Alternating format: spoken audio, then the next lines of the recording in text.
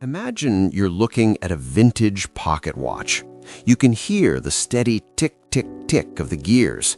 Then, suddenly, the mainspring snaps. The ticking stops. Is the watch still a watch? Yes. All the gears are still there. The brass casing is still shiny. But the time it was telling, the invisible thing that made it useful, is gone.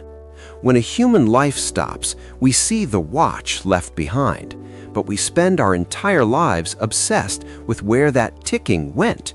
Does it just vanish into the room, or does it start over in a new clock?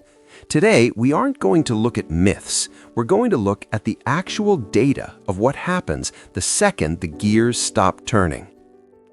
If you poll 1,000 people, you'll get 1,000 answers. Some believe in a bright light and a gate. Others believe we respawn in a new body like a video game character. And a huge portion of people believe in the light switch theory, that you just click into blackness and that's it. We tend to treat death like a cliff. You're either on the edge or you've fallen off. We think of it as a single instantaneous moment where you leave. But science has started to realize that death isn't a cliff, it's a process. If death is a light switch, why do people who have been clinically dead for 10 minutes come back with vivid stories of tunnels and peace? If the brain is off, how are they seeing anything? On the flip side, if there is a soul that leaves immediately, why does the body stay alive on a cellular level for days? Your hair doesn't stop growing immediately, and your skin cells keep trying to repair themselves for hours after your heart stops. The problem is that the line between here and gone is much blurrier than we want to admit. Let's break down the after into 3 clear stages: the brain, the body, and the memory. Phase 1, the brain's final show, 0 to 10 minutes. When your heart stops, your brain doesn't just quit. It realizes there's no more oxygen, so it goes into a hyperdrive. Researchers have seen a massive spike in electrical activity, a gamma wave burst, moments after clinical death. This is likely why people see the movie of their life.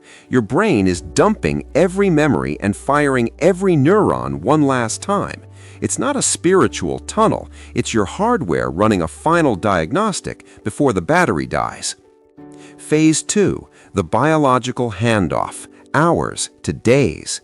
Once the ticking stops, your body doesn't just vanish, it recycles. On a biological level, you become an ecosystem.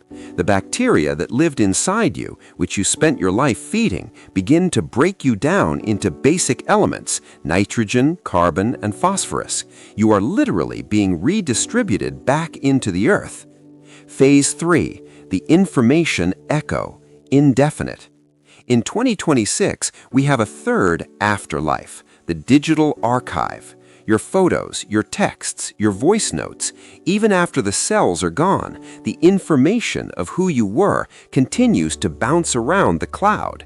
You are the first generation of humans that will never truly be forgotten because your data outlives your DNA. So, what happens after death? The answer is, you become everything you weren't while you were alive. Biologically, you stop being an individual and you become the building blocks for new life. You become the grass, the trees, and the oxygen for the next generation. Psychologically, your consciousness is like a flame. When the candle runs out of wax, the flame doesn't go somewhere else. It simply ceases to be a flame and returns to being heat and energy in the air. We fear the nothingness, but the truth is actually quite busy. Your body goes to work for the planet, your data stays in the cloud, and the ticking of your life continues in the people you influenced. You don't end, you just change form.